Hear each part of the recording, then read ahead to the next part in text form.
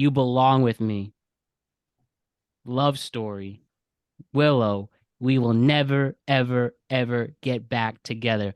That's one of many different songs from the world's most influential and popular pop star right now, Taylor Swift.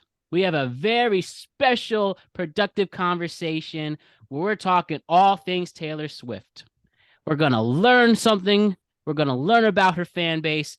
And we're going to just have a great time learning about Taylor Swift for the next hour. I mean, she literally is a cultural figure in this 21st century. She's arguably on the biggest tour right now. And she's as big as it gets. So, we've talked a lot about movies, sports, and TV. Now we're talking about Taylor Swift. So first I have Ryan Page, our constant collaborator with us. What's up, Ryan? How's it going, Matt? Now, as much as people would love to hear you and me talk about Taylor Swift, we really need somebody who is way more well-versed in her and can teach us something. So joining us for the first time, and we are really excited to have her. We have Claudia Dobbins coming from West New York. Claudia, thank you for joining us for the first time. Thank you for having me. I'm very excited. Awesome. We're really excited to have you too. So Claudia was introduced to us from her great friend Rocky, and Friend of the show. great friend of the show, Rocky Palmini. And Claudia saw a clip from Ryan. And when me and Ryan and Rocky talked about her recent relationship ending 2 weeks ago. So that's where this connection started. And as I mentioned in the show, man, I would love to do a whole podcast dedicated to Taylor Swift. And this all came as a great coincidence. So Claudia's here. If you don't mind me saying, it's fair to say you are a Swiftie, or part of the Swiftie community, if you will. Yes, I am. Absolutely. Excellent. I would consider myself a Taylor Swift fan. Now you're not a Swiftie yet, but could be very soon. Ryan, what do you consider yourself I as? like Taylor Swift. All right, Ryan likes Taylor Swift too. Contrary to popular belief. So we all have a connection to Taylor Swift, but I will shortly play the clip that sparked some interest between Claudia and Ryan to talk more of Taylor Swift. But let's first talk a few things, Taylor, right now. So first, Claudia, let me ask a very broad question, but also what I say a very important one. Why do you think Taylor Swift is so influential right now? I think she is so influential right now based on where she started. I think everything can be tied back to that.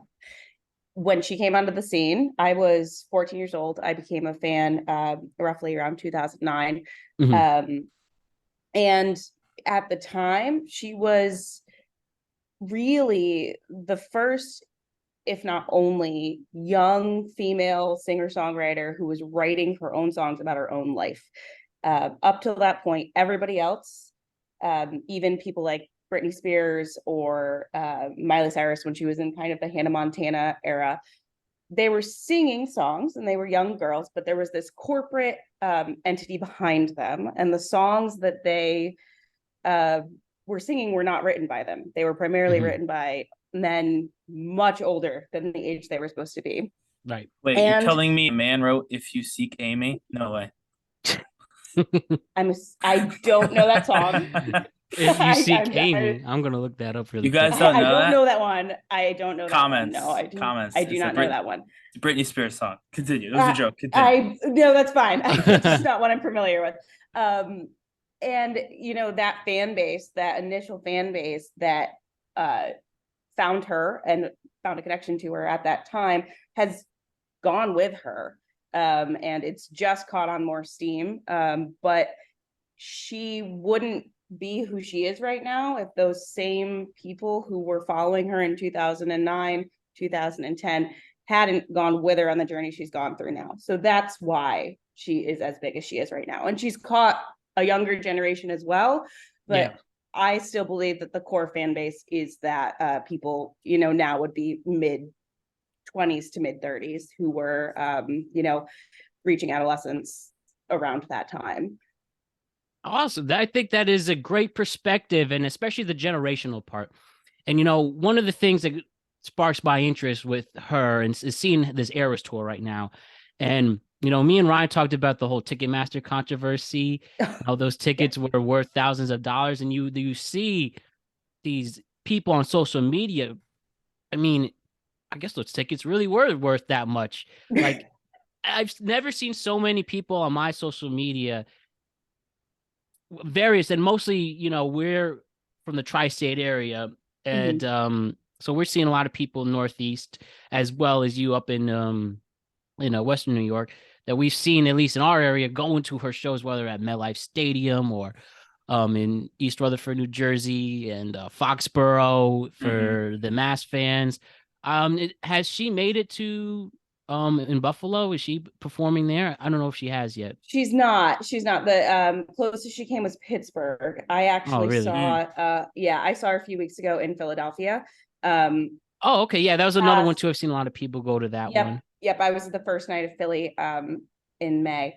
The closest she's come to us is Pittsburgh last weekend, and in the past she's played Toronto, but now that she's doing these massive stadiums, for some Yeah. reason she didn't hit Highmark Stadium, home of the Bills. I wish she had, but she did I not. think I Yeah, bet I you would think. Toronto is. I've heard little rumors that there's an international Eras tour coming, and so I bet you Toronto is going to be a big part of that. So Yes, the folks in I Western the New York have a shot. yes, the first place I saw her was Toronto, the J Stadium, And how many and it times have you was seen her? three. I've seen her three. So I Awesome. saw her first time 1989, and then I saw her Reputation tour, and now and just a couple weeks ago. So yeah. Yeah, and seeing all the people on social media of the local people we know, obviously on all, whether it's tabloids or major entertainment news sources, seeing a lot of people there, and it is really cool. Of course, there is a parody to comment on, and love to get in on some things there, and even I admit, and Ryan is, I like to fall into that type of parody. I mean, I literally say she's the most important person in the world. And I say that half sarcastically and half seriously because look what she's pulling off right now. Yeah, I certainly think she's one of the most powerful people in the world. I think it'd be silly not to Mhm. acknowledge that. I mean, it's definitely an economic power, Oh yeah. but as opposed to political or a different kind of power. But no, I think that's completely true. And there can be some parody. I think whenever you're in something, it is healthy to look at the funny aspects of it, and those definitely exist. Yeah. I So mean, I can see your point. you could see people like TikToks in the millions of people waiting 5 hours after the show.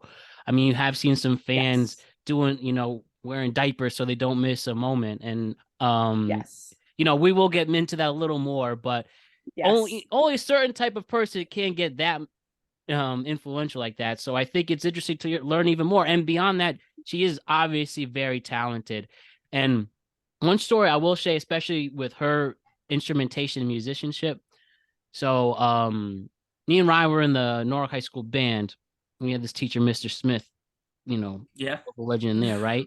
Well, we got So Mr. Smith on this podcast. All right, go ahead. so, Oh. so it was around our freshman year. I guess we're around the same age because I remember her back in 2009 too.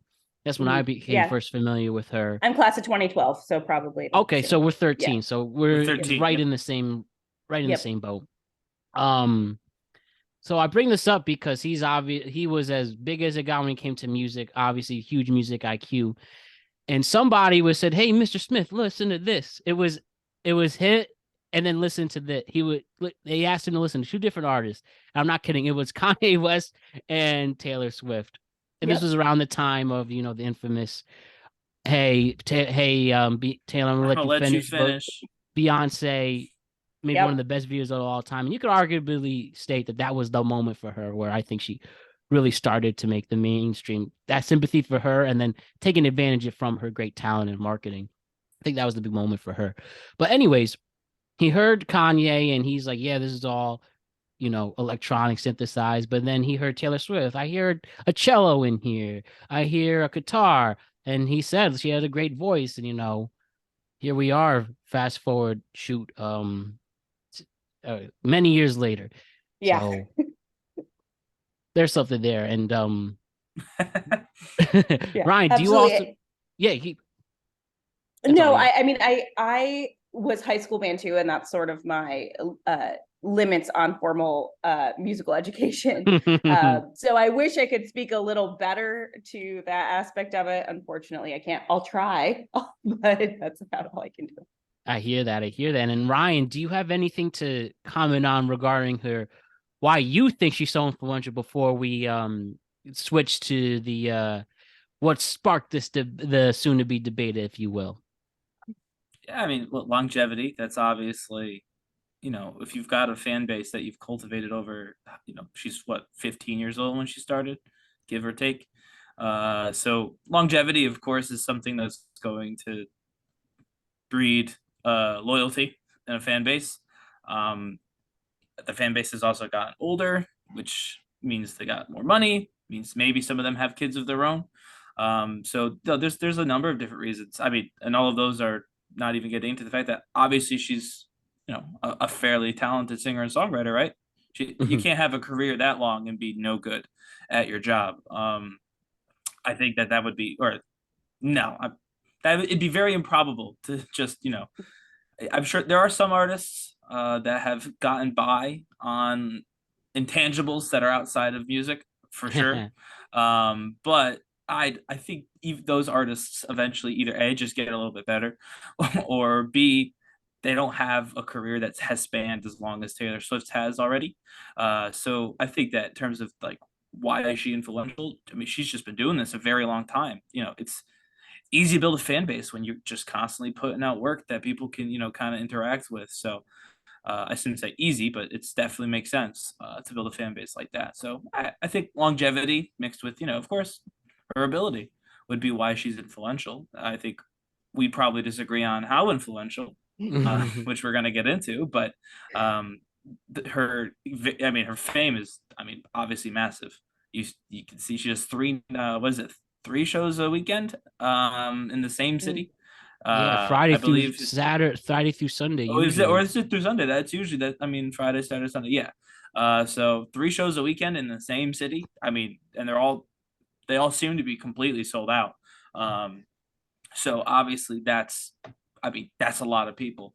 I'm sure there's some repeats, but for the most part, they're probably different folks, and that's very big. That's a massive number of people. I don't think there's been a concert tour this big. I mean, that I can think of in like since we've been listening to music since we could understand what music was, right? So, Yeah. you can't deny that. That's just facts. You can see it. So she's definitely super famous right, not just right now, but super famous right now in particular, which does come with its own influence as well. Yeah, and I think another thing too, and I did a lot of research for the show and watching a lot of clips, and she seems it's not seems she's a very funny person. She's very witty. She's very confident in herself, and the sauce that I took out of this for the show, it's just her really being very quotable, and she's just not afraid, and that's one thing that really impressed me that I never really noticed is just how funny she is, and just she must be a great person to be around, I assume. I wish I knew, but I would imagine not been so blessed, but someday perhaps. One of these days we won't give up on it. So Yeah, maybe. so Claudia and Ryan, let us start this moment of you two discussing this Taylor Swift even further. So I'm going to play a clip from an episode a couple weeks back. And this clip is what Claudia saw, and we really appreciated that she's willing to go in more depth with this. And then we have Ryan here as well, and you two can discuss her impact. So this is Yeah, Ryan before you play it, discussing. before you Yeah. play it, for folks, we always say every freaking episode at T Tweetcat, at RPP95, at Productive Conversations, we always say, reach out. This is what happens when you reach out. When you hear a clip and you want to interact, we're not, we'll do it. We're not afraid to debate. That's a big thing going on Twitter right now. I am the correspondent for the Tweet Cap. We're absolutely willing to have people come on the show and talk to us. So we're not kidding. Seriously, at T Tweet Cap, at Productive Conversations, all social media platforms. Seriously. Couldn't say it even better. So let's talk this now. So this is a conversation about why she is so influential and why she is so important. And this piggybacking to me calling her the most important person in the world. And this is Ryan's reaction to that. P95 at T Tweet Cap, whatever. What has she done for music? Okay, like she's done a lot for Taylor. Taylor Swift's a household name. She's a quadruple zillionaire. Like, yeah, she's done a bunch for Taylor. And good, grab the bag, go for it. What has she done for music? And again, you could say, well, Elvis did steal all of his sound, the entire thing. But he did take a music that not as many people were listening to, and he went ahead and put it on the mainstream radio. Michael Jackson. People had never seen someone do what Michael Jackson did in terms of the actual, like, the stage performance, the dancing, all of that. You know what I mean? And no one has ever done it as young as Michael Jackson. Like, really? Like, name another person who was like 5 years old, whatever he was, 8 years old, and went until he died as a massive, pop star. Like, he changed, frankly, what it meant to be a performer, not even just music. He changed what performers were look like. I mean, he's one of the first child stars. Yeah. And like he was a blueprint for what that could look like, the good and the bad of like child stardom. He's literally the caretaker of that. He showed both sides of that coin. So like, yeah, Taylor Swift, obviously incredibly culturally important to the music right now in terms of just sheer number of fans and the sold out shows, the music, whatever. I guess the only thing I could say is, has there ever been a female artist as popular as Taylor Swift? I guess Beyonce's, you can argue her. Right. All right, that's pretty much the gist of what we're going for. So, Ryan, you want to know why Taylor's so big and I asked compared to these other major artists are probably on her level right now. We talked about Michael Jackson and Elvis Presley. So I think that's fair to say the gist there. So after hearing those words and more, Claudia, what is going through your head exactly with Ryan's opinion on her rise to this level she's at? I'm so glad those were the comps he used. I'm really glad it was those two guys because I think that helps me make my point a little easier. As why she's so influential, it goes back to what I originally was saying, is she tapped into a market that was begging to be tapped into and did it in a way that was completely authentic and has continued to do that. And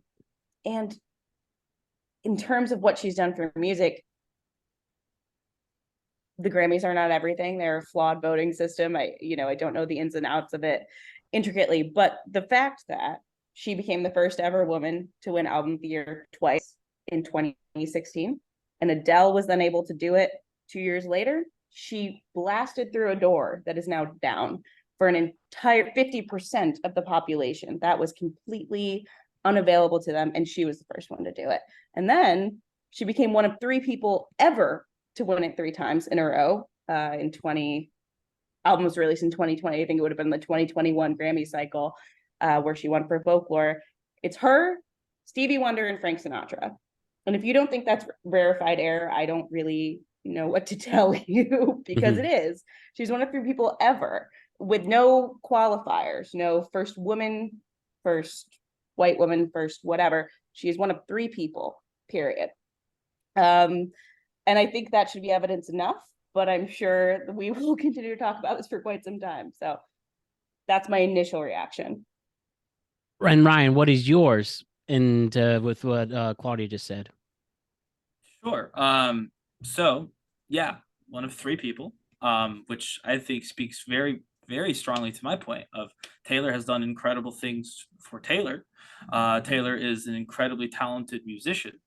But in terms of the the actual contribution to the set, like to the music industry. I don't know if Grammys frankly means that for anybody. That's a personal accomplishment. There are musicians who have changed music for the better who never won a Grammy while they were alive. Some predate the Grammys entirely as a concept. I will say a different part of that episode, not from that clip, I did say that there is something that could be a very historic accolade for Taylor, and it would be if she was accomplishing these certain accolades as the first woman, because there is that glass ceiling, and being able to tear that down is something that will change. It does change the landscape of music. It makes it more feasible for female artists to have their voices heard and be considered on the same way as their male counterparts. I did do a little bit of my own research as well, just to make sure I wasn't completely speaking out of turn, because I know we couldn't think of a woman at the time.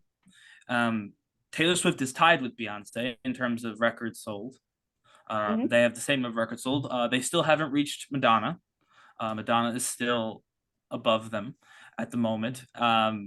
Obviously, Madonna's had a longer career, so this is not speaking to what anybody, either Beyonce or Taylor, are going to do 10 years from now. But I do think actually that speaks to my point. Who is the pop star? Who is the original female pop star? The reason that we can have a Beyonce or a Taylor or pretty much Britney Spears, Lady Gaga. It actually, I'm embarrassed that I couldn't think of it during the first episode, but it would be Madonna. She showed up at a time and did something that nobody was doing. And now it's common. And that people like Taylor Swift can go ahead and be pop stars. So I think that, again, the Grammys are great. In fairness, record sales, you could argue that some of the best albums only sold okay, certainly during the lifetime of the artist. So you can always try and find a way where one thing means more than another thing, right? Like, Grammys are more to legacy than record sales, or downloads are more than whatever. I think part of it, and this is not Taylor's fault in any way, shape, or form, part of it is about just the course of time. Doing something first makes you instantly historic. That's just how it is. Being the prototype is always going to etch your name in history. And I don't think I've seen anything while looking, preparing for this episode, that makes me think Taylor Swift is a prototype of anything. I shouldn't say that. There's one thing, we'll probably talk about it later, but there's one thing, if I was arguing with myself, that I would say. I'll see if you say it. But in terms of just success is great. Success is awesome. I gave Taylor her flowers in that episode. We could play the clip again. I said, grab the bag, do your deal. She's massively popular. She's got sold out stadiums right now. I gave her flowers, I think, a ton in that episode. I just said that being incredibly wealthy and incredibly popular right now doesn't mean that you've in any way changed the way music is consumed or performed, or that the industry operates. There's not necessarily a correlation there. Sometimes there is, but there's not necessarily a correlation. And I don't necessarily think that in this case there is one. The Madonna thing is an interesting comp, and I'm sure you're correct about the stat. I, however, don't think she's an analogous figure. Madonna is the original, like you said, the original pure pop star. That's what she is. That is not what Taylor Swift is. It's not where she started. It's not where she's been in between. There's been moments, but even this tour she's on now, it's every genre of music she's ever done, which are vast, put into 3 hours of a show. Entirely written, not entirely, I mean, she's had collaborators at times to varying degrees, but her fingerprints are all over every single song. That is not Madonna.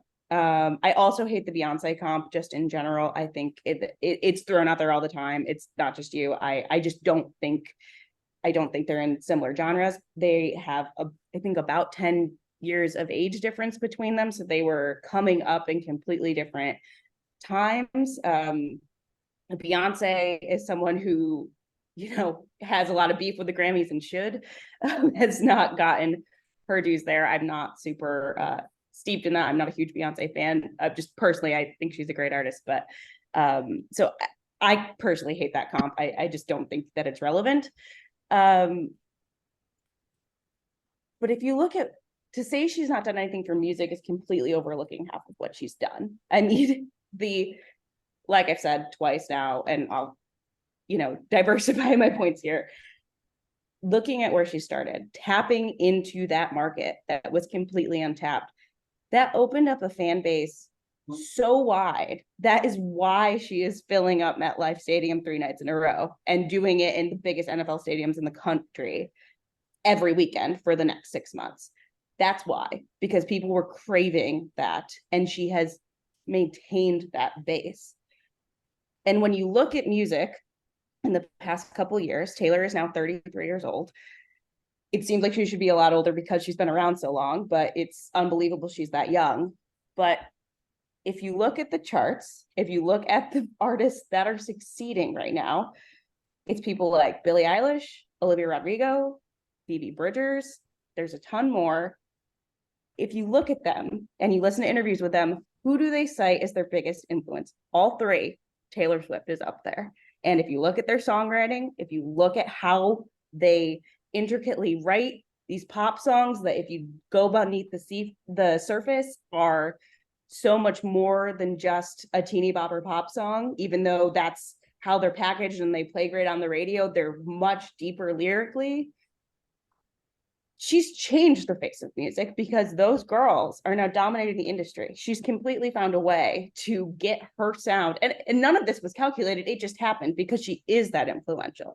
And because that fan base was longing for somebody, and she fed them. And now they're superstars, and they're going to be the next generation over the next 10 years. And she's going to be Beyonce, and they're going to be Taylor when they're 30. And she's going to be, the generation that taught them how to do it. And that's, a very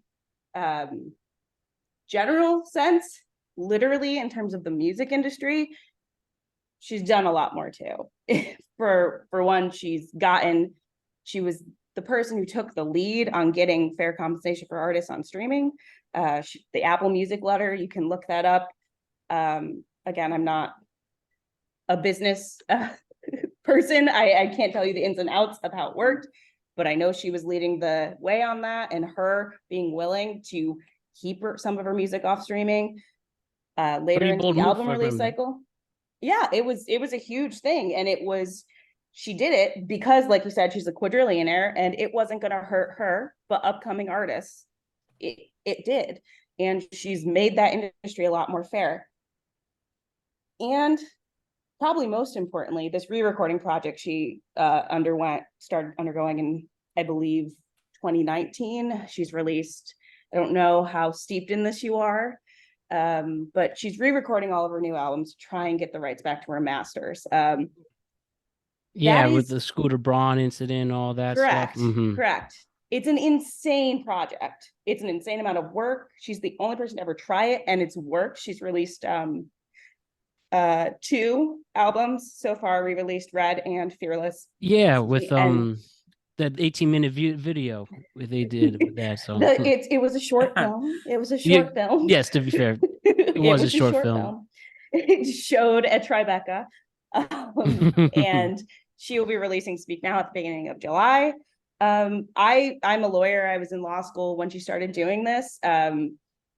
You can go on any legal research website and search law review articles about this. She's completely upending how we view copyright in music in this country. Like, from a lawyer standpoint, from a business standpoint, it's an insane idea, and it's working. And she's found a way to maintain control of her music despite that contract she made early on in her career. So, yeah, and just quick thing, Ryan. And I definitely want to hear your point, but yeah, the whole streaming thing for both music artists, and now we're seeing it in television and film. That's why there's a writer's strike over streaming. I just want to say it's insane what streamers are doing, and we support our writers there. Ryan, your point. Yeah, so I am incredibly glad that I said what I said a minute ago, that I had one point that I would argue against myself with, Mhm. and I wanted to see if you'd bring it up because you did. You brought, I said 2 points, and you brought them both up. If I was arguing against my point, I'm not. I would bring up the Taylor's version stuff, and I would bring up the streaming, the changes that she's made to fair use and streaming. The counterpoint to both of those would be that Taylor's done 2 albums. So far, it seems fairly successful. She's got significantly, she's still got some to go, and it'll also, we won't know right now what that actually looks like for the rest of the industry. It does set an interesting precedent, though, that other artists who, especially younger artists that are maybe inspired by Taylor, who maybe enter similar contracts to Taylor because they need to get their big break, have like a roadmap to follow to take back their music when somebody, manager, recording label, whatever, takes it from them. Essentially, hasn't happened yet. There's no other case of it, but it is interesting to think about. And then the fair use, that one's pretty set in stone. The fair use the fair use kind of brigade she led to improve the pay for those artists has in fact resulted in artists making more money. So there's no counter to that. So I guess if you want me to amend my statement, Taylor Swift did a lot for streaming. Streaming, of course, is the number one way to listen to music in 2023. It's definitely it's far ahead of vinyl and records and really any other way that people listen to music, apart from maybe for free online, which is still kind of streaming when you think about it. So I would say that, yeah, there's nothing that anyone could really do to argue her impact on music industry when it pertains to streaming and artists' pay. It's making all of the artists more money. It's giving artists who maybe couldn't pursue a career because they'd make such a negligible amount on their primary source of income. It's giving them more income so they can continue pursuing music as a viable career path. And that's admirable. And I think every artist should probably be grateful that Taylor Swift was a gazillionaire and could hold out and could make her point for them. However, the main crux of what we were talking about is Taylor Swift the most important person ever or on the planet, or I forget Matt's exact words. Most important and then person in the world. Correct. Most important person in the world. And then I tried to reel it in, and that's how we got into the comparison between Michael Jackson and Elvis Presley. So I'll start with in the world. Obviously not. There are people who and I will have agree more, with you there. Yes. Obviously, there are people with more political power. I'm sticking with my proclamation, and some others will to agree too. There are people with more power than Taylor Swift politically. There are people with more money than Taylor Swift. There are people who have more followers than Taylor Swift. Not that many. We did look on last week's episode, but there are people who do have more of all of those metrics than Taylor Swift. So ever in the world right now, that's obviously we're moving past that, or I'm moving past that because it's simply untrue. Talking about those two in particular, Michael Jackson and Elvis Presley. So I did look. Taylor Swift has, when you include downloads, surpassed Elvis Presley. She's not surpassed Michael Jackson, but that's frankly not that surprising, and not that many people have. But think about what Taylor does. I mean, strip it down for just a second. Obviously, she writes her own songs. We'll come to that in a second. Put that in a basket. Once the song's written and recorded, she usually does one of two things. She stands up behind a microphone with her guitar, plays a song, performs for the audience, or sometimes she'll have more of the pageantry. She'll have the costume change. She does the dive into the water. The backup dancers do their deal. Those are really, depending on the song, those are the two ways that Taylor Swift performs. There are also the two ways pretty much every musical artist around performs. There's only so many ways to perform music. But when the two guys I just mentioned did it, there wasn't two ways. And that's sort of the point that I'm making. When Elvis Presley did what he did, when he recorded that music and he performed the way he performed, it wasn't just oh, this is cool. It was alien. It didn't seem like it came from humans. It came from something else. I mean, Elvis started riots in certain states. And I understand that that's partly because of the state's attitude at the time, particularly around, the hip shaking and a lot of Elvis's inspiration being African American musicians, but actual riots, which made the country have discussions about those two things, about morality in music and about race in music.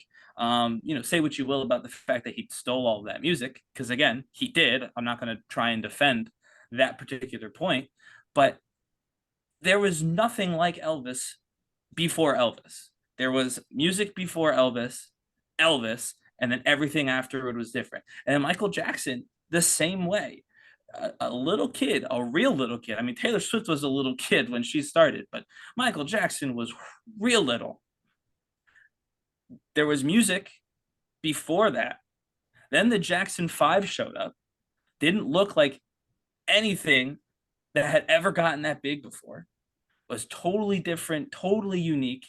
And then music after Michael Jackson is a different animal. Now there's people like Chris Brown, as an example. Again, not a stellar record for the folks who sing and dance like Michael Jackson. You're doing a really good job picking the three worst behaved musicians you possibly but I didn't could. say that these people were. I didn't say that these people were going to be. It's just funny. It's the just moral, funny. A moral that Chris Brown is the comp you picked. Well, Chris Brown. Okay. Well, the reason I picked Chris Brown was what, 15 years old when he started. He dances like Michael Jackson. He sings almost the exact same genre as Michael Jackson. By the way, this is not me saying Chris Brown is more influential than Taylor Swift. He's not. He's very specifically not, because I could point directly to the reason we have Chris Brown, and it's because Michael Jackson did it first. He made an entire genre, a subgenre, of course, of music and musician and performer and performance that didn't exist beforehand. And I think when you look at Taylor Swift, you see, the pop star. I've already mentioned, obviously there's male pop stars, but there's also one pretty notable female pop star. I know that Beyonce is a slightly different, because she's in a different genre, but Madonna is a pop star and Taylor is a pop star. I know Taylor started in country. I know she's branched out. They're completely different. They're completely different. I don't think that's a fair comp. I'm sorry to interrupt you, but I don't think that's a fair comp. If you look at their albums, they're in the same category. They're both pop albums. But just putting pop on something, I'm a Bruce Springsteen fan. I'm a huge Bruce Springsteen fan. Sure. Bruce Springsteen and Nirvana are not the same thing, and they both play rock. Not. Bruce Springsteen and the Beatles are not the same thing, and they both play rock. So I think that's an absurd comparison. Shake It Off. No, I mean, when you look at it, you got things like Shake It Off. You've got half of the Midnight's album is incredibly poppy, and that's okay. I'm not insulted. I love pop music. But I love top 0.8% of her catalog. That's not, I would say like it's more saying than that. No. It's literally mathematically not. It's literally not. It might be her biggest hits. That's correct. You're not wrong. Sure, it's definitely her biggest hits. I mean, it's top 40 by definition. But I mean, so let's talk about, she does multiple genres. She's not the first artist to do multiple genres. She's not even the first major artist to do multiple genres. Probably a hero of hers, because she started out in the country scene, Garth Brooks. He changed his whole damn name when he switched genres for a little bit. Like, yeah, and he did it badly. He did do it badly, but she did it well. Bob Dylan, another example of someone who was absolutely cross genre. He was also a prolific songwriter. Taylor Swift is, of course, in her own right, a very good songwriter, but she's still got a bit of a ways to go to catch Dylan. And I'm not a Bob Dylan fan, actually. I think if I had to listen to one of them in a long car ride, I would pick Taylor Swift 100% of the time. I would. And I'm saying that now, only to support my point of, despite the fact that I don't really like much of Bob Dylan, his catalog, he did what Taylor's doing. I mean, we talked about she's a prolific songwriter and she crossed genres. Bob Dylan did the same thing. He did it first. He sold that catalog for so much money, something that, granted, Taylor would be insane at 31 to sell her catalog. I'm not saying she won't do it, but that's something that he, by the way, started, something that was not happening in music, to have those massive sales of your entire back catalog. And suddenly Bruce Springsteen was doing it. So I mean, talk about historic moves in music from singer-songwriters who have crossed genres. I mean, my point has been, and my point remains, that no matter how we try to dissect Taylor, and because she is a very complex and interesting artist, there's always something to look at. Now, a fan, super fan or Swiftie or whatever, could say, well, you're naming all of these different artists. I'm just talking about one. You're talking, when I say Taylor Swift is a songwriting, a prolific songwriter who changes genres, and I can say Bob Dylan, and then you say, well, she's a pop star with a massive audience, and then I say Madonna.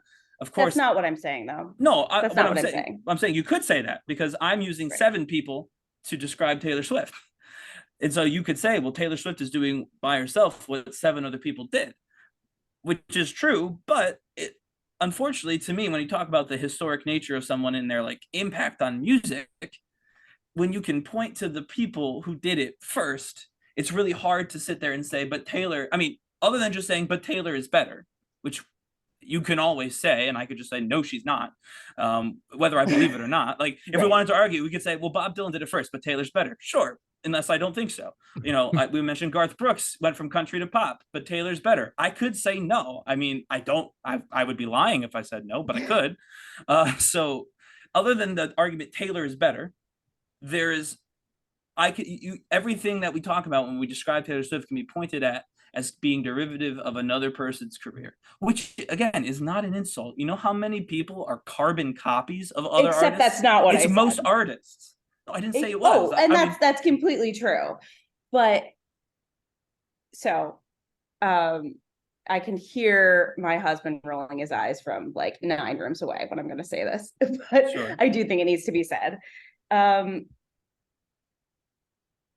First of all, I think that it is absurd to state that because all she's doing is standing up there with a guitar, that somehow that's not.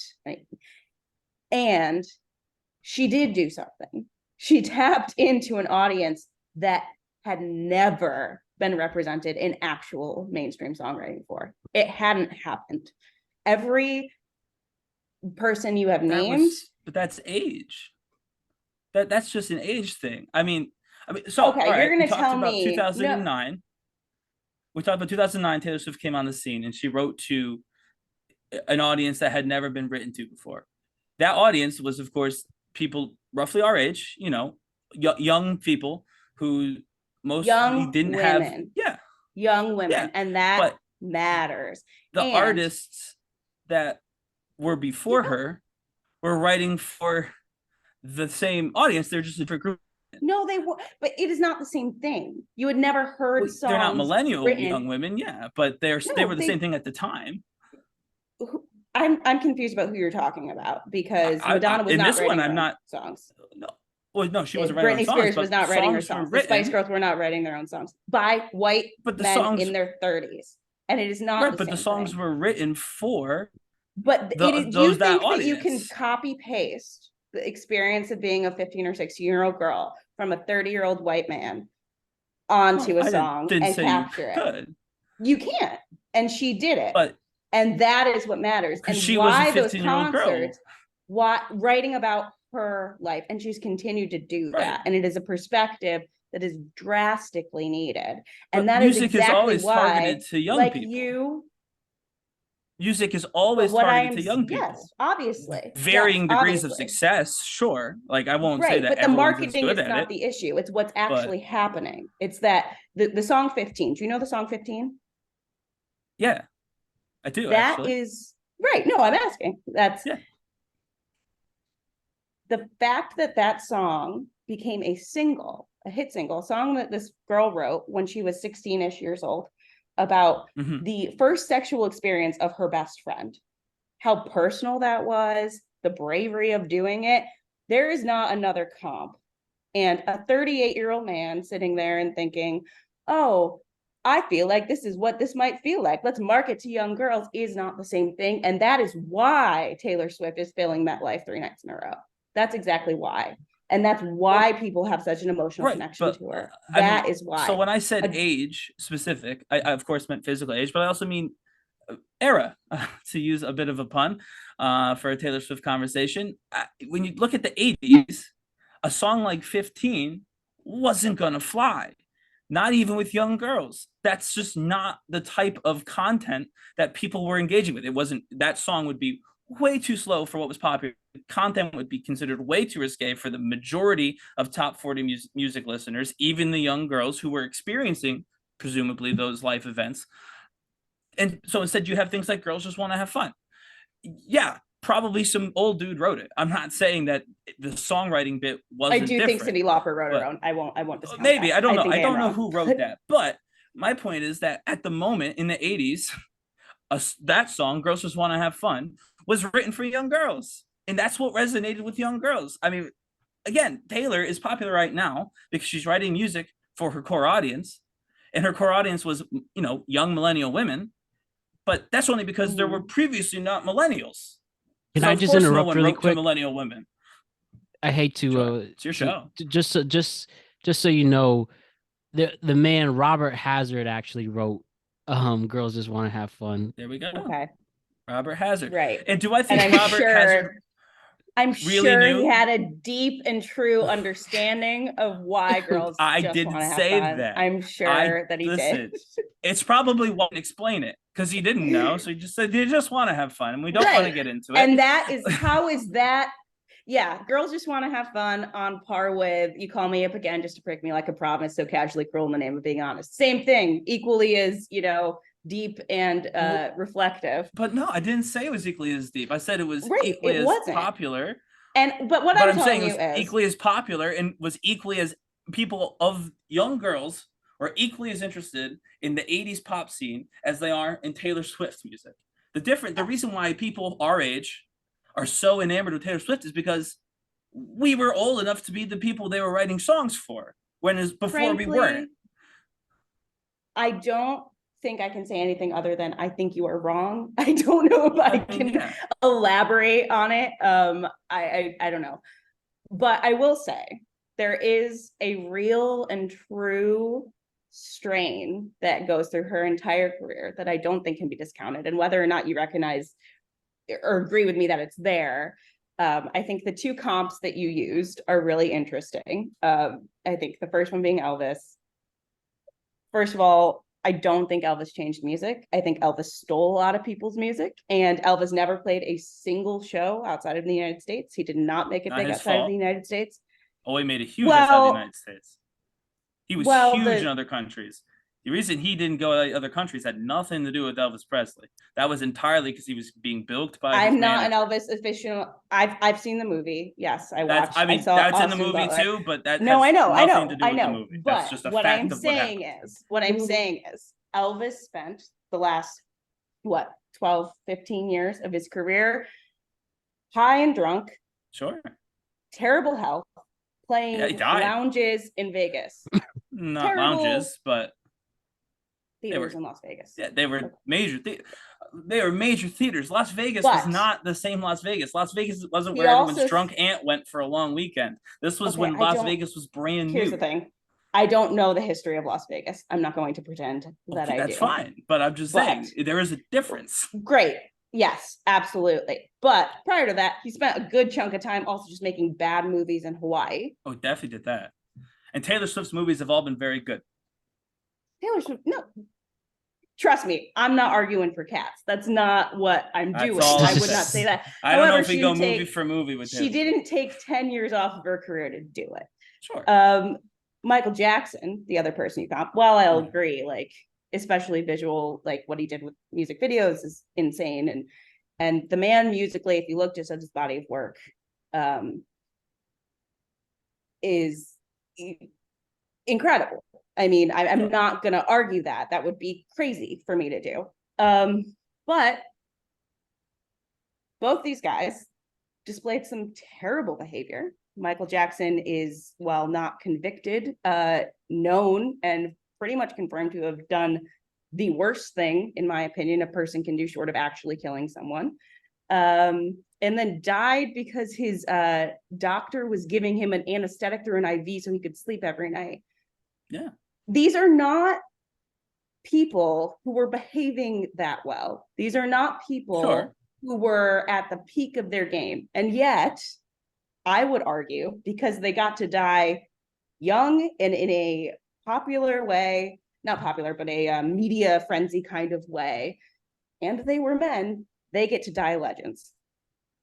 Men Whitney Houston get died a to- legend as well. Whitney Houston, that's my point, it's not done.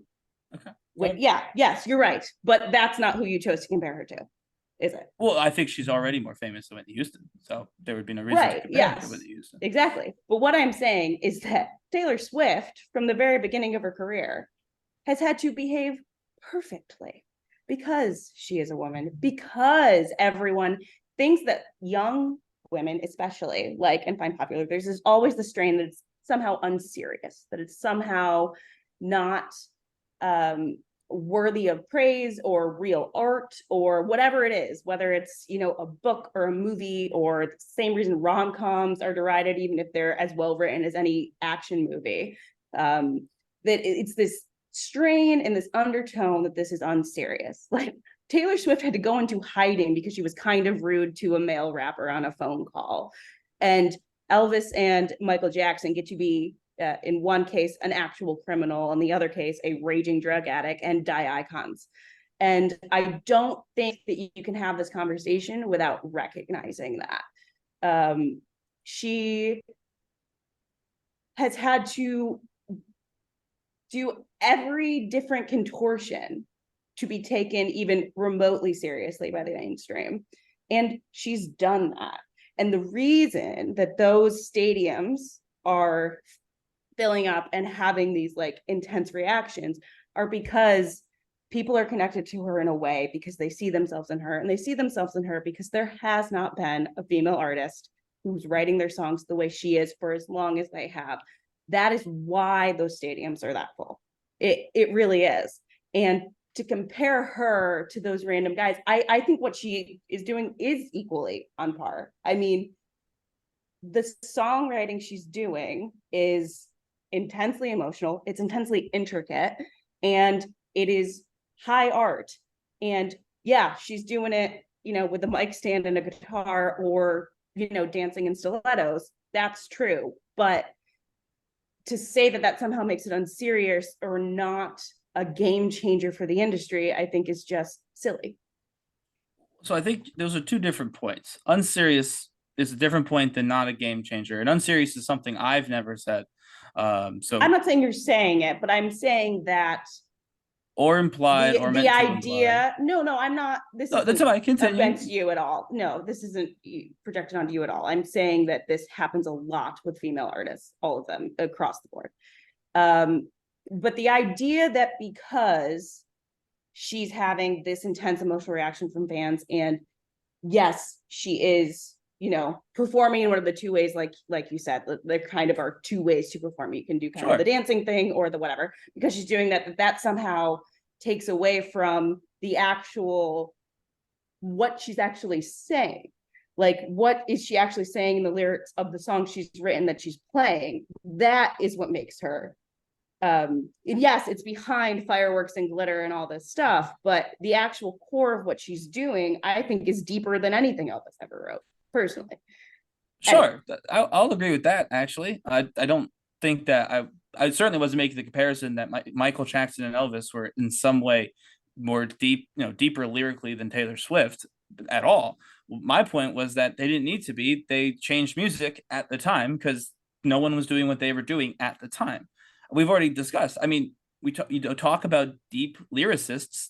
There are plenty of deep lyricists. I mentioned one because I don't want to go through a bunch of them, but one that I think would be analogous to Taylor Swift in terms of, popularity, longevity would be Bob Dylan. I think that you get to it, by the way, not a Dylan fan, but if you get to a man, I will admit, of a certain age, and you ask them about Bob Dylan, they're going to have this same reaction that fans today are having about Taylor Swift. And the reason for that is because Bob Dylan at the time was writing real songs that really made you think, that really resonated with the fans, which were young people, particularly men, but young people, more generally speaking, of his era. that's kind of my point, is that Taylor Swift's current massive success means that she's writing music that resonates with this era. You could even say that like Taylor Swift's songs are kind of like would be the sound of this era. Like what is top 40 music? What is considered popular music in 2023 or from 2010 to 2023, or not 2010, that was a little early, but whenever 1989 came out would be probably roughly 2015. would be roughly when you could consider Taylor had like actually made it to like this kind of status. Like, yes, everyone likes Fearless, everybody likes, Speak Now, everybody likes all of that, but she wasn't that famous when she released those songs. She just wasn't. She was 16. No one ever heard of her before. She was building a career. That's how it works. But by Shake It Off, that went viral with the video. I'd argue that there was some, celebrity memes that also helped that song take off, particularly The Rock. But, that's neither here nor there. That's around the time that Taylor kind of reached this kind of area that we see her in now. So you could even argue that the, late 2010s to early 2020s, if you had to define popular music, it would be Taylor Swift. But I mean, if you had to define popular music in the 80s, you could list like a litany of one-hit wonders who did rock songs, hair metal. Like how many hair metal people changed music? None of them. And I don't care who listens, that offends. None of the hair metal people changed music. They were just louder rock and roll.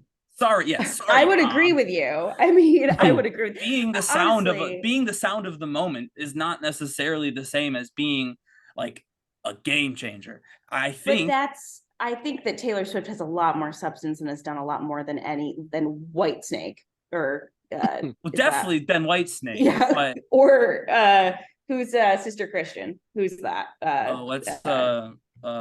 Yeah. I mean, I think that's an insane comp as well. A good comp. REO Speedwagon. Sorry. No, that is not REO Speedwagon. Yes, it is. They do not sing Sister Christian. Well, it's Motorin. Yeah, Motorin. No, that's not REO Speedwagon. It's actually Night Ranger wrote Sister. Thank you.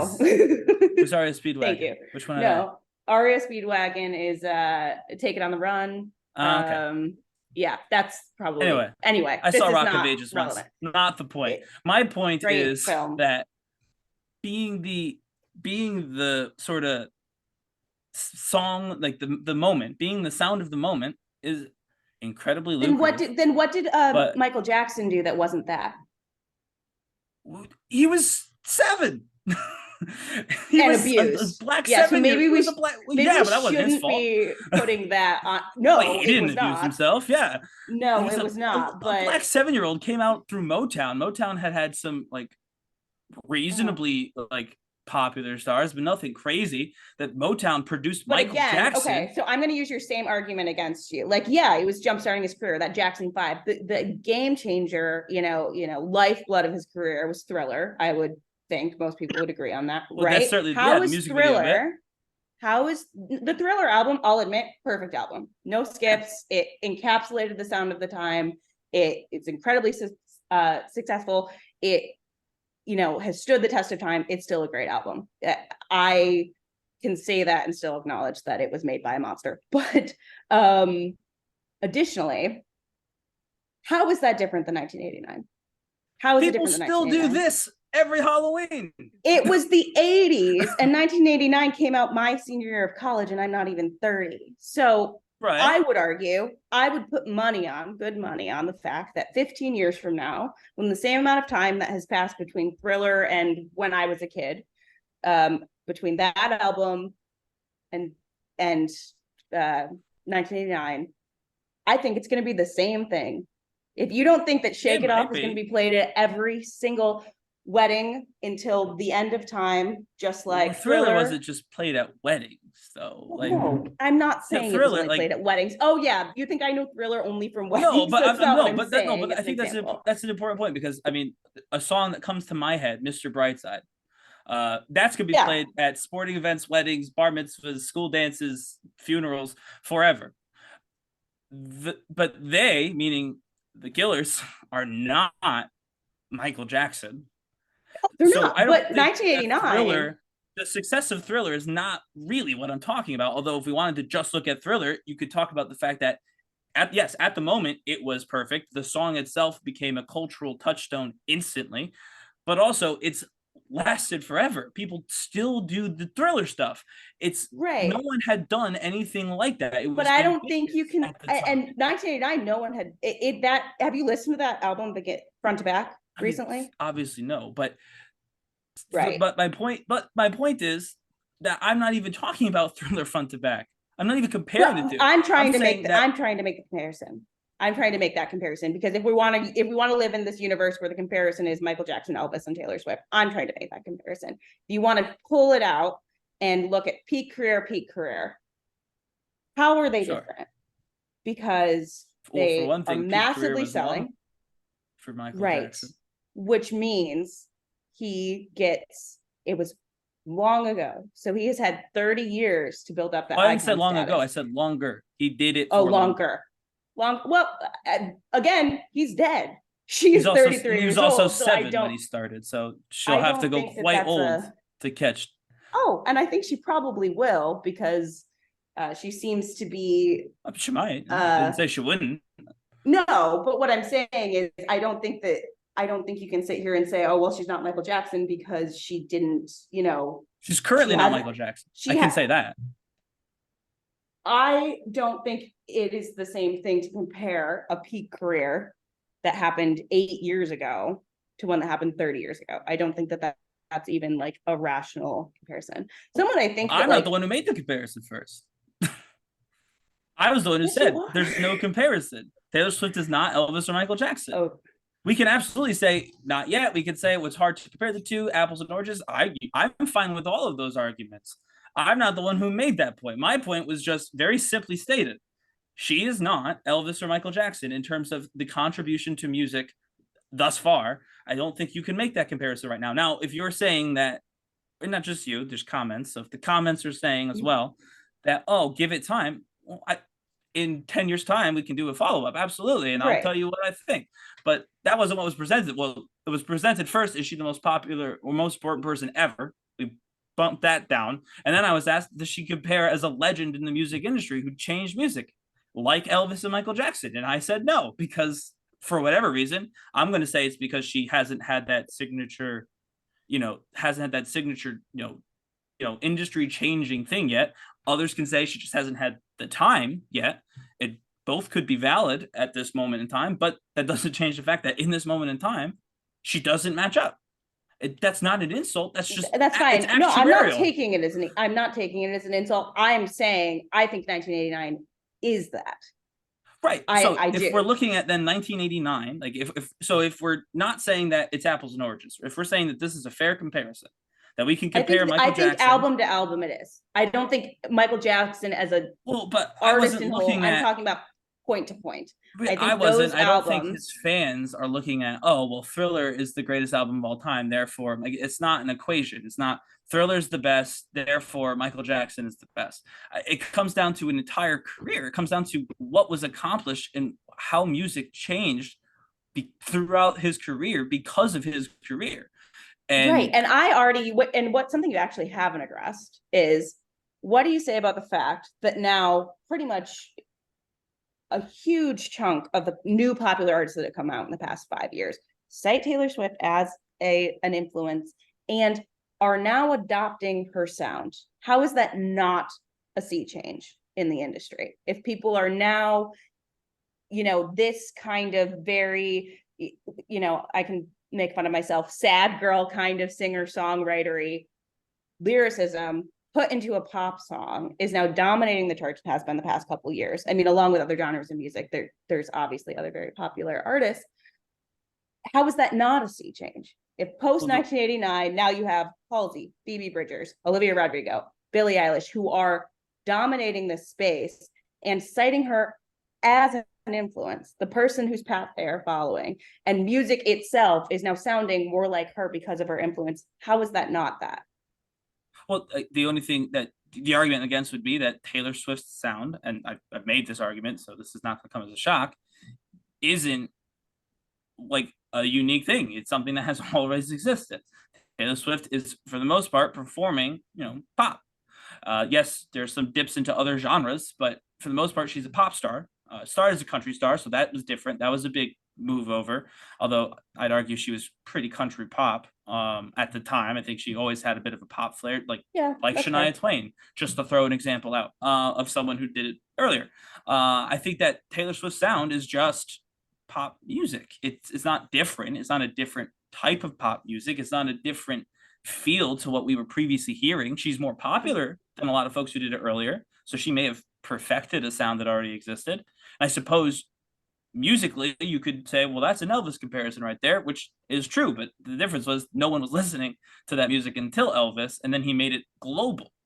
And I don't so even that's want to like the address difference. that aspect of it. I don't feel equipped. I will agree with you to a point. Sure.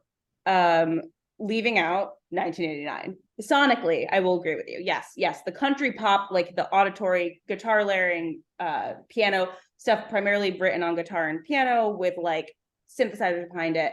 Yeah, sonically, you're probably right. I'm not going to argue with you there. 1989, before and after it, pop music on the radio sounds completely different, and everything sounds like 1989. 80s pop from 2015 to 2019, especially, dominated the charts, and Yeah, she did that first. But you heard She what did you that just first in said, the music yeah? space. Yeah, 80s 80s. pop. It was an 80s throwback. You're right. No, but the 80s, So it's the happened. electronic 80s synthesizer. Yeah, we heard My it other already. point. We, like literally heard it already. Great. My other point. That is not, no one ever was listening to. I don't know a single person who actually knows her music and actually has listened to her music. And I think actually a good comp for her is Springsteen. I think if you're gonna make a comp of like one of those older, you know, big time longevity artists, I think Springsteen's a better comp. And I will Sure. explain why. Because sonically, Springsteen's not doing anything that crazy. And I can, No. this is the other person I feel versed in enough to do this well with. He's drums, bass, guitar. He throws in saxophone he's the big band sound added onto his rocks. Yes, he throws some other stuff in there that does kind of make it stand out. Meatloaf did that too before Springsteen, so. Except he didn't. No, he did not. Yeah. Meatloaf stole Max Weinberg, who is Springsteen's drummer, and used him on Bat Out of Hell because he likes Springsteen's sound. So that is not the case. And a lot of that is due to Clarence Clemens, who was a sax player, and that made him unique. No Springsteen fan that I know of, and I grew up with my mom. For some context, my mom has seen him, I think, in the 70s. I've seen him 17 times. My father has seen him in the 60s. So I know what I'm talking about here. Sure. No Springsteen fan is saying Bruce Springsteen is my favorite artist because of his voice, the way he layers piano and guitar, and the drum sound. Nobody is saying that. What they're saying is Springsteen is a religion, as I'm evidence of, because of his storytelling and because of how he is writing and the kind of writing he's doing, which is entirely unique. And I would argue completely sets him apart from the other people of his generation. And Taylor Swift is the same thing. No one that I know of, I can't spot a single one, says Taylor Swift is my favorite artist because of the way she layers guitar, string, all this stuff, her voice, and whatever. And it sounds completely different. They love Taylor Swift because of the lyric writing. And that style of writing, that very quiet, very intricate, metaphor-based with like these really intricate rhyme schemes in a bridge, you didn't hear that in pop, at least pop I'm familiar with, until she made it big. And now it's everywhere. Listen to an Olivia Rodrigo song. That is exactly what she's doing. It sounds like pop. It sounds like Paramore. But when you listen to the way she is writing verses and writing lyrics and layering in bridges, it's completely out of the Taylor Swift playbook. So no, sonically, she probably didn't change music. But I think the way she's writing her lyrics in popular music is changing it. And I think you can see it all over the place. You just mentioned another, he's actually very good comparison for this point. You just mentioned another very good storyteller in Bruce Springsteen. I mean, yes, you could say that obviously Taylor's stories are different than Bruce's.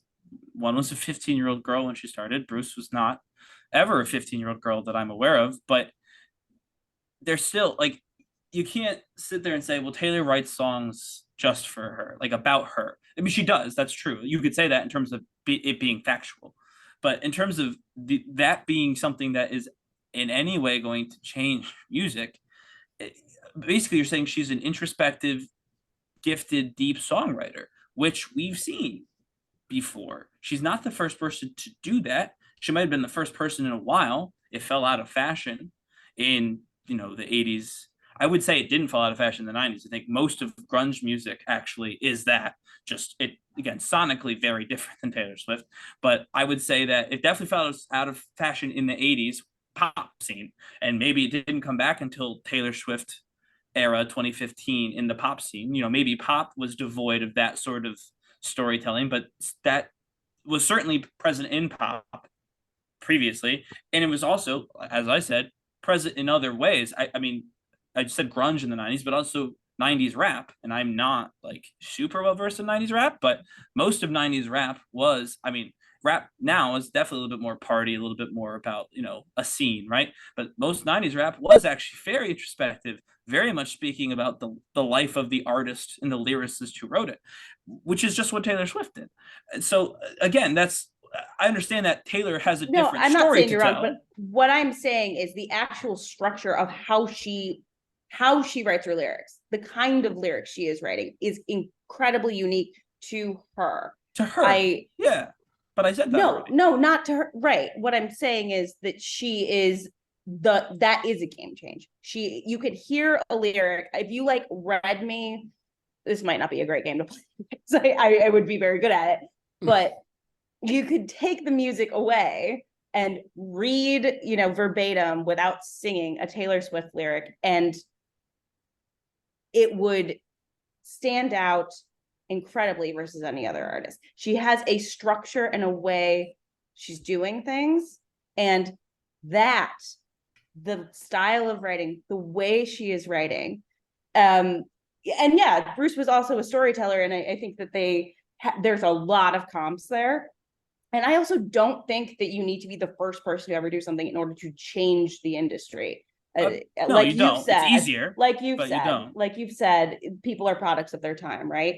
And this shift from early 2000s where, everybody was this, and I, grew up in the time too, and I like a lot of this music, but was like this very hyper commercialized, Britney Spears, Gaga was kind of just starting, and I love Lady Gaga, so I'm going to keep her completely out of this because I can't say anything bad about her.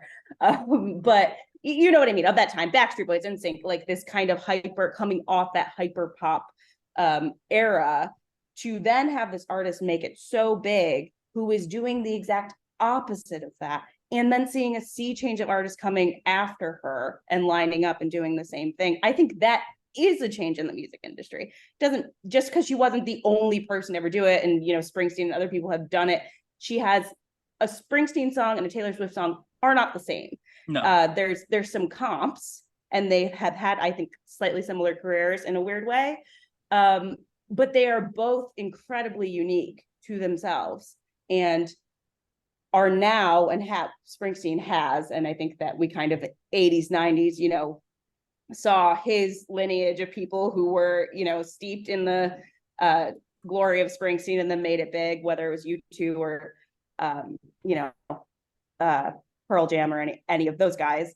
We're seeing it now with Taylor. And again, she's young. She's 33 years old. And I think you're going to see this more and more and more as these artists line up behind her. And I think that is a change. What I'm saying is you're agreeing with me that she's done this thing. And I'm saying, I guess, that is a change, and I think you're saying it's not, and I guess we'll just disagree on that.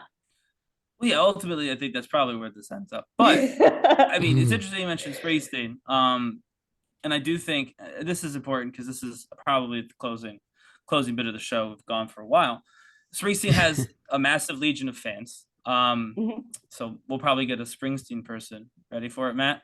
Springsteen is also not Elvis. I'll come back for that one. He's not. Again, I feel like, and I will say again, this is not just you. There were other people on TikTok and whatnot. I feel like part of what, yes, I feel like part of the whole reason we're here having this part of the conversation, not just talking about how, my favorite Taylor Swift song is Death by a Thousand Cuts, by the way, which is also a fairly song. deep song, and it's not one of her top 40 hits, and it's not one of her main pop songs, but whatever. We'll get into that maybe another time. My point is, I said something which I, of course, believe, and I think a lot of folks outside of the Swiftie nation, and there are a lot of folks outside of the Swiftie nation, you don't necessarily see that when you're on social media, which, like me and Matt are. This show is often called the Tweet Cap. It's a recap of Twitter, where Swift is incredibly popular. So I'm not speaking out of turn by saying I get why people like her, and I get why it looks like the world is revolving around Taylor right now. But there's plenty of people who don't know really Taylor Swift outside of a couple of songs, and they don't care to know more about Taylor Swift outside of a couple of songs. I'm not talking about them for a second. There's a fan base is always going to defend their artist. And being a massively successful artist, being an iconic artist, is not what I'm even talking about. I mean, there are iconic artists that I'm not even touching. And the reason I'm not touching them is because the comparisons that we were making, or that I was making, the people, and maybe this was just Matt pulling names out of a hat, and had he pulled two completely different names out of a hat, none of this would have been the conversation. But whether we like it or not, and yes, both guys were problematic, there is a very clear one, not one that needs to be dissected in a podcast, not one that needs to be, that needs a 10-minute version, to use another Taylor pun. TikTok I'm video. actually, you should be proud of yourself for that one. That's good. Good job. As I said at the beginning, I don't dislike Taylor Swift. No, I like Taylor Swift. Pat But yourself on the back. That There's was a good one. there's a very noticeable difference in music pre and post those two artists. It doesn't take a TikTok explainer. It doesn't take a bunch of folks who bought a microphone to start a podcast to explain it. You can just look. There was music. There was this incident that happened, like this blip in the Matrix, where someone broke out in a way that just had never been seen before, may never be seen again. Then they died, and music was different afterward. And Matt happened to pick two of those people to compare to Taylor Swift. I don't believe it's needs to be impossible to say, I love Bruce Springsteen. He's a musical icon. He's not Michael Jackson and Elvis Presley. I don't think it should be impossible to say, I like Taylor Swift's music. Her numbers on this Eras tour are bonkers. She is definitely one of the top artists today. Just not a question. Probably the top artist today, realistically, if you look at the album sales on Midnights alone. But she's not Elvis or Michael Jackson. And by the way, I think that's a good thing. Not for, her and her legacy or she's whatever. just Taylor. No, it's not even just Taylor, because that sounds derivative. This sounds derogatory. But I mean, we talked about this a little bit. Look at what happened to Elvis and Michael Jackson. Look at what happened to them. Look at where they ended up. Yes, they are a freak in music. They and another one, by the way, would be Kurt Cobain and Nirvana. Because that's the only reason rock and roll probably is still a thing. The thing that Elvis created was almost dead. I don't, but again, if you've acknowledged this, Elvis did not create it. The thing that Elvis Let's acknowledge that. Let's popularized- continue to now. In fairness, the sound was rockabilly mixed with, so it was different, but not substantially. But that's fair. Agree to disagree. The thing that Elvis popularized then, the rock music, which used to be popular music, rock used to be pop. There wasn't a pop, it was rock, and then they the teeny bopper and all that stuff, right? Was almost dead until Kurt Cobain. And look at where he ended up, by the way. These freaks, these geniuses that show up and just change the course of music, they don't last very long. It's not, frankly, not sustainable. And I mean, so I'm not even saying this in a bad way. I mean, for Taylor's, longevity, for having a long career and having a happy life, it's probably better that she has nothing in common with Kurt Cobain, Michael Jackson, and Elvis Presley. But that doesn't change the fact that Matt happened to pick two very big, music altering people to compare Taylor Swift to. And you can love Taylor Swift. You can love every song she's ever written. You can see all 3 nights of the Eras tour in your hometown, which would be, by the way, like $3,000. You nut, don't do that, but whatever. Oh. You could do that, and that doesn't change the fact that they're just not the same, and that's okay. You can be a fan of something that isn't like life altering. I mean, Matt knows on this show, in addition to Tweet Cap, I do all the wrestling stuff. Nobody, I mean, not nobody, tons of people watch professional wrestling, but relatively speaking, nobody watches professional wrestling. It's considered a low form of art. It is. It's talk about unserious. One of my favorite shows is one of the most unserious things that anyone has ever talked about. And most of the time they live up to that label, most of the time. So it's okay to like something that isn't serious. I don't think Taylor's unserious, by the way, but even if she was genuinely unserious, even if it was all jokes and fun and giggles, it'd still be okay. And if she's still got all those people at her stadium, that's even better, because then everybody's winning. You hear the music you love, the artist gets to do it, fulfill their dreams of being a super popular, musician, creating for a living. That's, the dream, right? So I don't think it's a negative thing. And I want that to be clear, because I've said a lot of things against Taylor and the fandom for this opinion. And I think I'm right, but it's okay to like Taylor Swift while also acknowledging that the names picked, again, completely randomly, that we were talking about just aren't the same. They didn't have the same career. Taylor's already had a longer career than 2 of them. Like they burned bright, fasted out. that like it's not, and it does, so it's okay that it's not the same. Not everyone does that, and frankly, most of the time it's tragic when it happens. But it's just, we happen to pick 2 names that did so much, like a meteor crashing through music at the time, that there was no way that any other artist, Taylor or otherwise, was going to compare to those people. There just wasn't. It was never going to happen. And so I think that should be the bottom line takeaway. Love the music. Love the artists. Support artists you love, big ones, small ones. And they don't have to be anything other than your favorite musician. But since this was spurred on by comment section, what I said was right. We picked two names. I added a third just now. Names that were just different. Anyone you talk to about that subject, even folks who don't like that music, would agree with that statement. They just were different. They made a difference, sometimes in their death. They made a difference, and I would never wish that on anyone.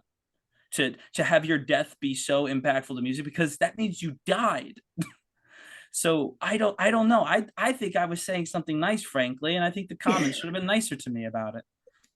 Okay, that's an interesting take. So Claudia, what do you have to respond to that? And then we will wrap things up. I feel like I've covered it pretty well, but primarily I think I agree. They are, to a degree. They are incredibly different artists. However, going back to the original prompt, like, did they change music? I would just objectively, and I think I've repeatedly said this online, I think she does at least have that. If you're gonna accept as true that those 2 guys did that, I would also say that based on all the evidence presented in front of you, you also have to accept as true that so did she. And if she hasn't completely finished that transformation, it's because she's 33 years old, and pray to God, does not die tragically and burn out in a, blaze of glory. I don't think there's anything, luckily, to indicate that would ever happen with her. But yeah, I think if you give her another 10 years, and we're 20 years separated from 1989 as opposed to 8. Yeah, I think she's up there, and I think it's pretty indisputable. That's it. That's my case. So. Yeah, I think, first of all, you 2 did an absolutely incredible job. I'll say that. I really got a lot out of it, especially from where I've been researching the past week and 2 days. I think the one thing out of everything that both sides can agree with Taylor is the fact that she is just a original, person. And what I get out of this and is people love Taylor Swift because of Taylor Swift. Because, yes, she has probably the best marketing team around, and that definitely helps. And obviously her music and talent speaks for herself. But once she has this very rare opportunity to truly have the spotlight on her, she knows how to not mess it up. And with her wit and personality, I think people love Taylor Swift because of who Taylor Swift is. Who I look at Taylor Allison Swift. That's the person they like beyond Correct. everything. And even comparison is the number one. What do they say? Comparison is the number one thief of joy. And then take all the comparisons out. People love Taylor because of Taylor. And then the people who don't, they'll look up to somebody else. So that's what I got out of it. And I'm sure the audience got even more. And again, I'll leave the floor open one more time if anyone has anything else to say. But I think we got the what the meaning behind this podcast is, to just understand why she's at this point she is right now. And also an important thing is she has gotten this close, the 200 million records and all that, in just about a 15-year career. She's only 33. So I'm pretty sure a lot of our answers to our questions will be answered long after her career is over. And hopefully that is many decades later. I agree. Anything else? Do you have anything, Ryan? No, I think we're good. I think we've obviously all said our piece. I think what you said is right. Comparison is the thief of joy, and I think that has been my main point. But I think the last 5 minutes that has been your main point. Yes. Man, yeah. I've got nothing. Go Bills, and thanks for having me. Bills. It's been great. Oh, we have a exciting NFL season coming up, but that is Claudia Dobbins. That is Ryan Page. Hopefully we could do this again in the near future for something else. Maybe we could debate on, the impact of Lil Nas X. That could be the Lil next Nas one. We'll see X. where it goes from there. Okay. that won't be as long. Yeah, not me either. But regardless, this was a great time. We appreciate you too. And let's see what Taylor's next move is.